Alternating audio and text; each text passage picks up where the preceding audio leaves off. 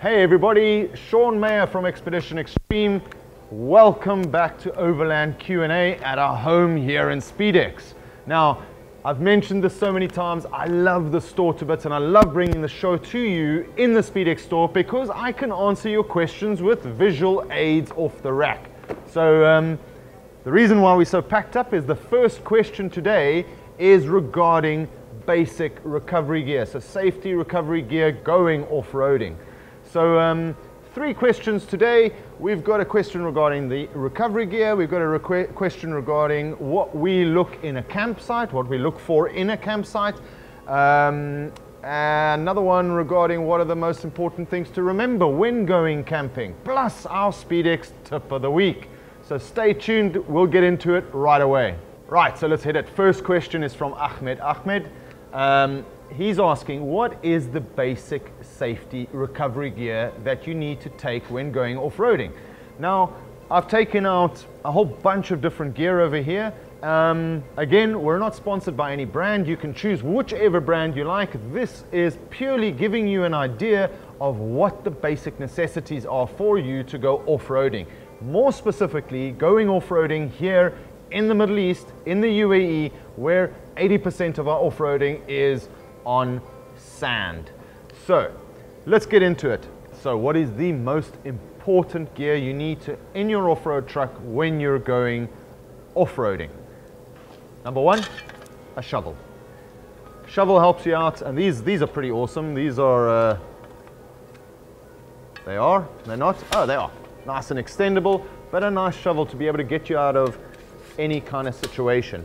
Now, most times you can actually dig yourself out with a bit of effort, or with a lot of effort, you can get yourself out of most situations, but first and foremost, a shovel. Secondly, I would say, is some way to deflate your tires. So you get these little deflator doodahs, but it has the gauge. So a gauge is important, bringing your tires from 36 PSI down to 15. If you can't get out, if you're stuck at 15, bring it down to 10.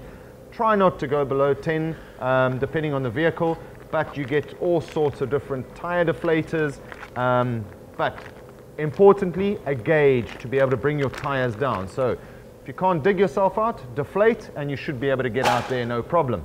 Right, now I've got myself stuck in a position and I can't self-recover. Oh, hang on, self-recovery. My favorite gear in the world. Because we're traveling alone all the time and we don't have any other vehicle to assist us to recover.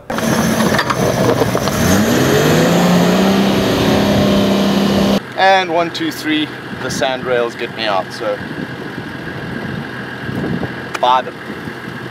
These recovery tracks, doesn't matter which brand you've got out there, depending on how often you go out. If you're using or you're going off-road very often, spend more money. The more money you spend, the better quality you're going to get. If you're going to use them 2-3 times a year, don't worry about it. You can pick up a cheapie and you'll be fine. They'll work just as well, they just won't last that long.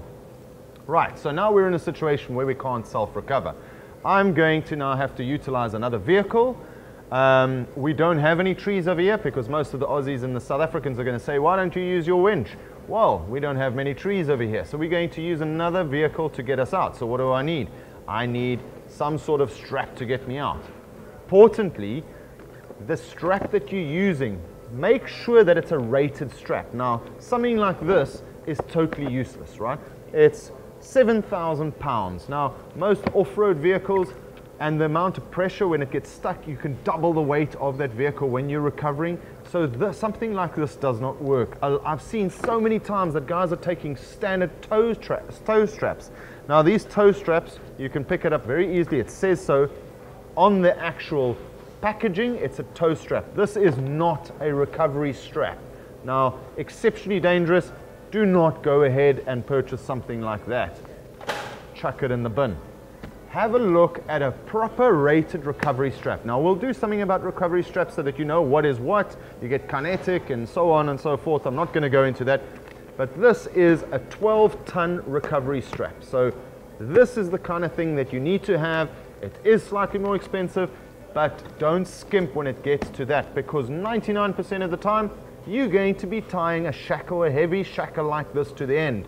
And if this breaks, or your unrated recovery shackle, it's going to go through your windscreen and possibly kill you or one of the people that are there assisting you with the recovery. So make sure that you've got rated gear when you're trying to get yourself out. The soft recovery, your soft shackles nowadays, again, make sure they're rated. Great option, these. I prefer these to the heavy ones, but everybody to themselves. So that's the straps out of the way. We've now deflated. Very important. I forgot about this. Now, a lot of people forget about gloves. There's nothing worse than trying to dig out there and getting your hands and cutting your hands up. If you're out camping for 5, 6, 7 days at a time, your hands and your feet are probably the most important to look after, because once you cut yourself on your hands or your feet, oh man, you're spoiling 10 days of camping. So a good set of gloves, whether it be normal welding gloves or a good set of mechanics gloves, important in your recovery gear, especially those guys that are using winches still with the steel. Get yourself a pair of these. We've deflated, we've recovered ourselves. We need to pump up, we need to air up the tires. Very important to make sure the safety and security of the people in your vehicle when you hit the tar road, that you're not driving along on deflated tires, because it will spoil the integrity of the tire. So a good pump, again, the amount of money you're going to spend on a pump will depend on the amount of times that you're going off-road. If you're going to go off-road 3 times a year, get a cheapie. It only has to pump your vehicles twice. If you're going every weekend, get an expensive one. And lastly, just before you all give me nonsense because I spoke about safety, a good first aid kit. So that pretty much covers that. Ahmed, I hope that gives you the basis to start off. Go out there, explore, but explore safely. And that brings us to the next segment of the show. So before we head off to the last 2 questions, here's your SpeedX tip of the week.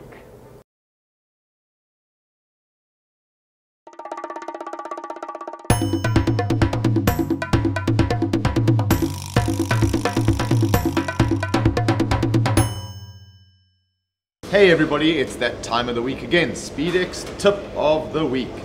We all know that the laws in the UAE have changed recently, and some of the Emirates are now charging a 500 dirham fine if you were to make a fire on the floor. So getting out there in the cold winter, trying to keep warm, you could end up with a 500 dirham fine. Come down to SpeedX for as little as what? This is 125 bucks. Packs up nice and tight, nice and tidily in your vehicle, and you can save yourself 500 dirhams fine. There are a bunch of little barbecues over here, ranging from 50 dirhams all the way up.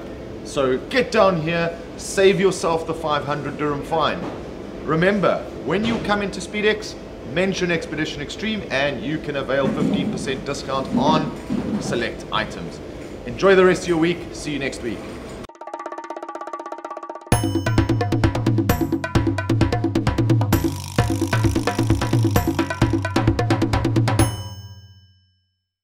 Right, I hope you enjoyed that tip of the week. Thanks to SpeedX for supporting us and giving us this awesome location to film this so that we can show you the products and show you some visual representation of the questions that you have.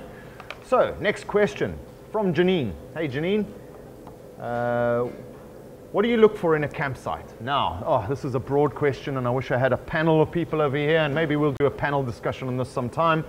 But what do I personally look for in a campsite? I think there's a couple of things that come to mind immediately. First of all is as remote as possible. I hate seeing any kind of light at night. So if we're far away and sun goes down and you don't see any lights in the distance, that to me is spot on. Number 2, exclusivity, and it gets to the beauty. You've got to have some sort of a backdrop, beautiful sunset. So it doesn't matter where you're in mountains. Obviously everybody would prefer to be on a beach somewhere. To me, it is not so much the campsite, it's the journey getting towards the campsite that I enjoy more than the actual physical campsite. But for me personally, where I can make a fire, spend some time with some good mates, get some great food going, having the ambiance and having zero lights and zero noise, I think that's what I look for in a campsite. Everybody will have their own opinion, so I think we'll have a panel discussion on this in the near future. Thanks Janine, great question. We'll revisit this one soon. And we're off to the final question. Right, what are the most important things to remember when going camping? From Michael. Right, Michael, again, this is like Janine's question, it's a broad question. on our website, on expeditionextreme.com, we have got a checklist for camping. Now this checklist is everything. Whether you're camping for 20 days or you're camping for a weekend, you just knock off the areas that you don't want there. But I think the most important things is I've got to go back to safety. So you've got to look at water, you've got to make sure that you've got enough power, you've got to make sure that you've got enough fuel to get there and get back. I think it's all about planning. So when going camping, plan everything in advance. If you do your planning correctly, you've got your checklist, you'll ensure that you've got enough water, you've got enough food, you've got enough beverages, you've got enough wood, and the list goes on and on and on. So I think for me, the most important thing going camping is having a great time. Plan the route getting there, enjoying it on the way, and spending good time with either your family or some friends off the beaten track without any distractions. So I hope we get to, I think we'll chuck this into a panel discussion as well, Michael. I think we can go on for ages on this question, but I'll leave it at that. Have a great day, guys, and I'll see you next week, Tuesday. Remember, if it's dusty, drive it.